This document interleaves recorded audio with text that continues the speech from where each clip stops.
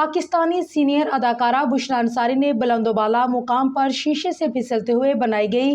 Video social media की जीनत बना दी। 50-50, loose talk और आंगन टेरा जैसे शोज में अपनी बेहतरीन अदाकारी के जौहर दिखाने वाली अदाकारा बुशरा अंसारी पाकिस्तानी एंटरटेनमेंट इंडस्ट्री की सालों से खिदमत करती आ रही हैं। बुशरा अंसारी का किरदार साहिमा चौधरी हो या